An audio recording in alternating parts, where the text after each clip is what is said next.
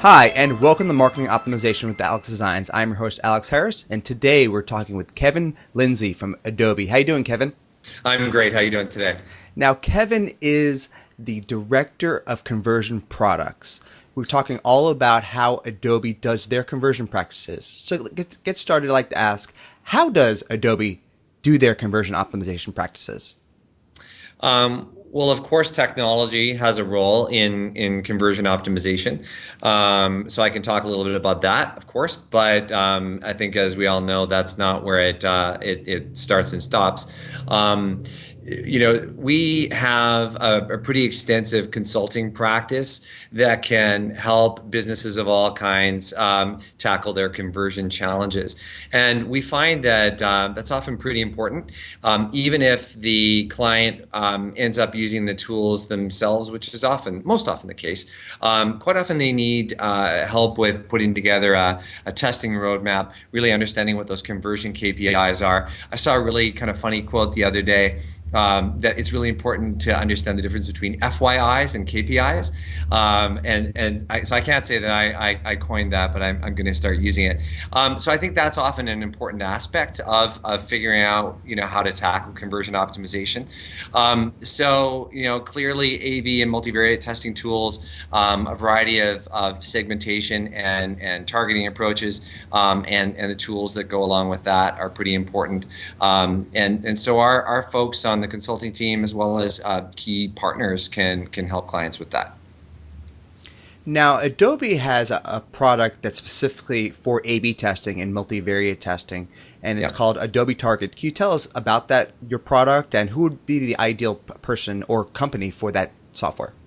Yeah, we've actually been in that market for a really long time.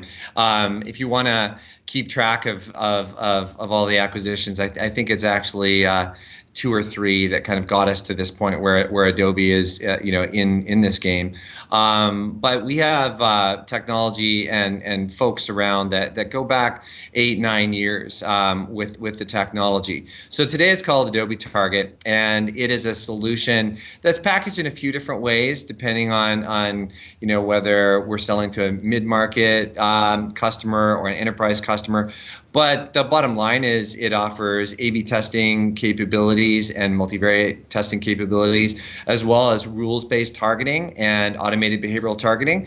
We feel very strongly that if you're not targeting to some degree, you're really not testing, that those two really go hand in hand. So the way that we've built the product is very much it very much embraces that concept that you really are choosing an audience, even if it's all visitors. You're making a conscious decision to say these are the types of visitors, the types of folks that are going to get exposed to this particular experience, and then we're going to test that. So we really kind of look at all of those things together. We've built a very nice interface that really encourages this new type of user that we're seeing. Whether it's someone from an editorial team that might want to do headline testing, or people that might want to do some simple campaign testing.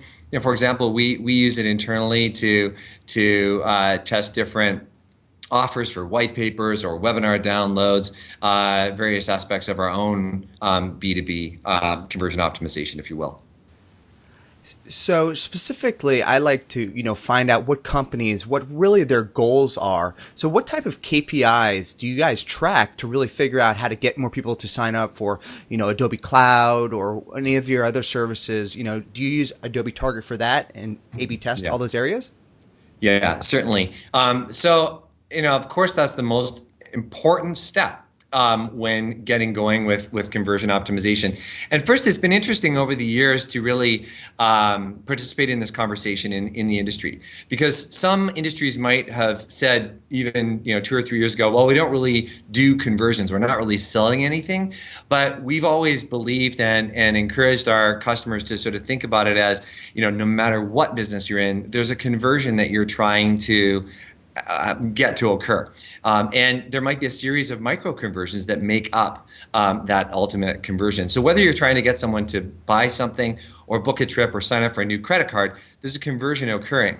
So it's really important at the beginning to understand what is that conversion event and what are the KPIs that support that conversion event. And so generally, I think that they fall into a couple of buckets: engagement, revenue, clicks, and it's really important to understand, what represents that conversion event, and are you optimizing against that?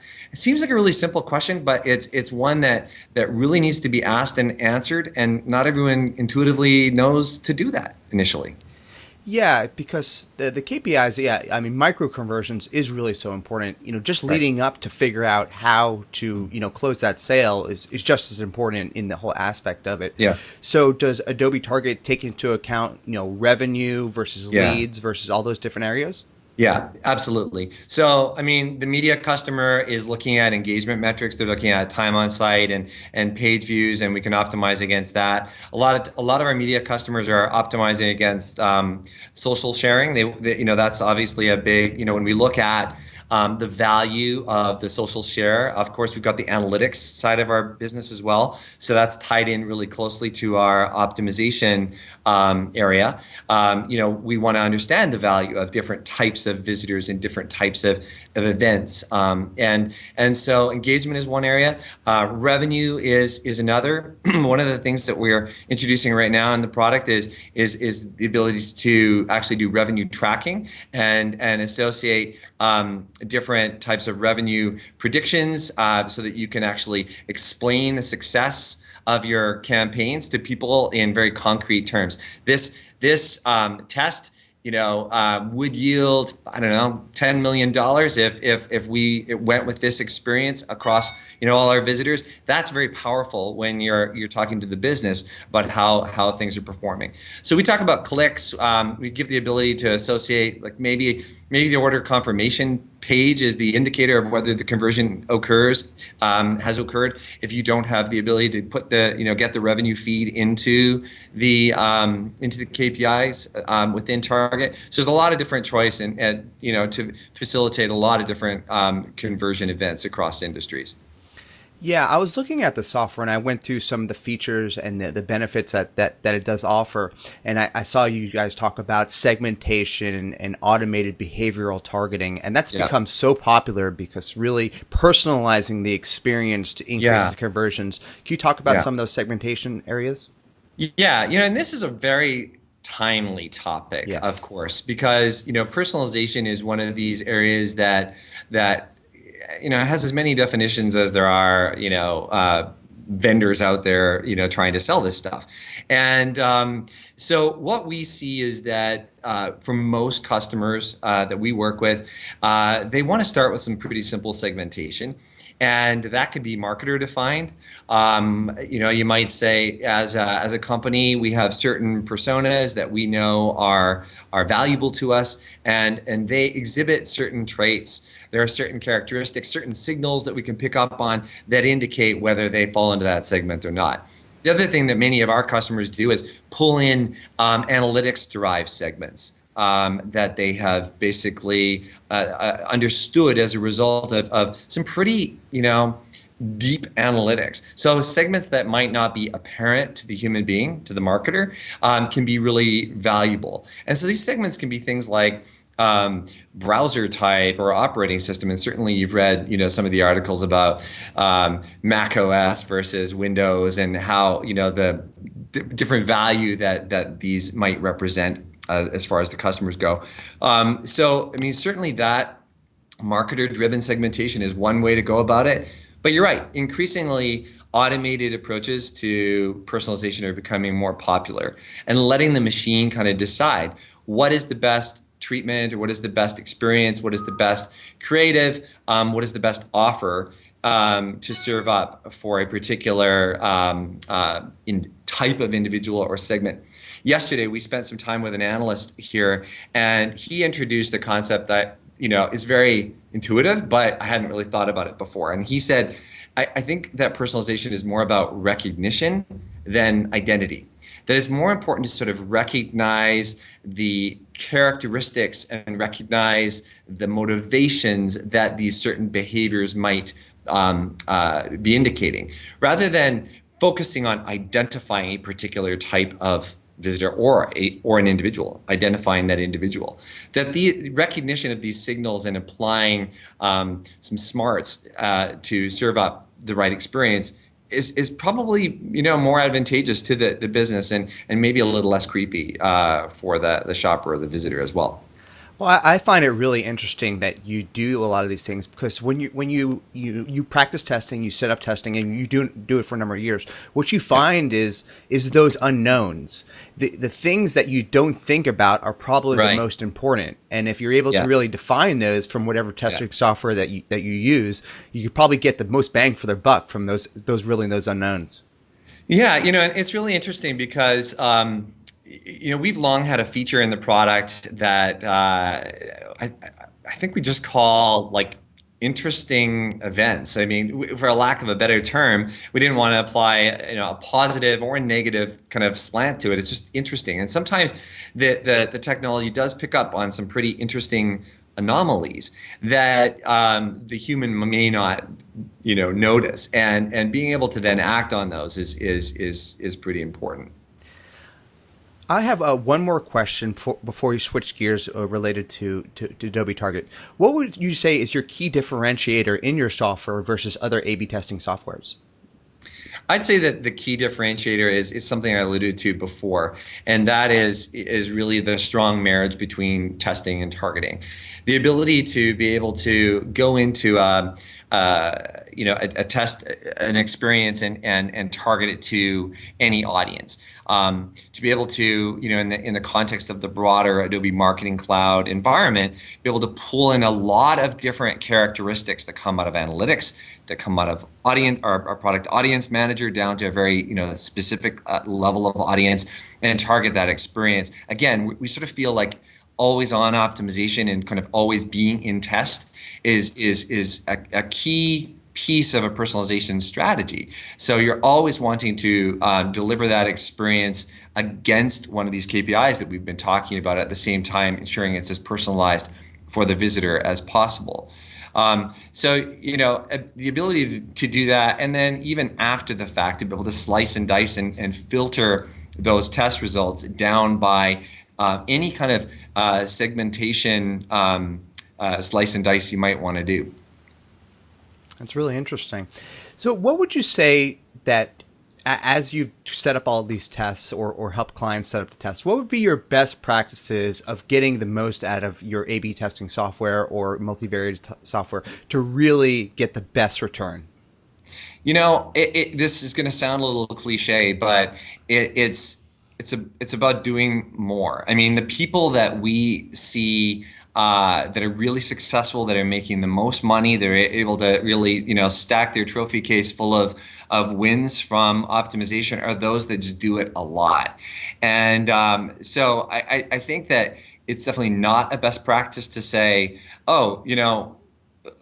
after the fact, maybe we should test that. Maybe we should have tested that. And I think that sort of incidental testing that a lot of companies do, while it may, show a win here and there, it's just not going to pay off. And so what we see from testing is that, one win kind of leads to insights that allow you to, do more and do more. An A/B test gives you insights into how you should design a multivariate test. And if you don't kind of keep up that momentum, I don't think it's going to pay off. It's got to be more than just an incidental effort. It's got to be part of all your sort of digital practices. Yeah. So I think from all the tests I've run, I've almost got a one win out of every 10 tests that we run. And I think we learn more from the failures than we do from the actually wins. Yeah. Do you find that as well? Yeah, absolutely. And it's interesting. I mean, that concept of whether a test failed or not it's a funny conversation to have with people. And it's this whole notion of being very comfortable with experimentation. And with experimentation, I mean, some of your traffic is going to get sent to the least performing experience or the lowest performing experience.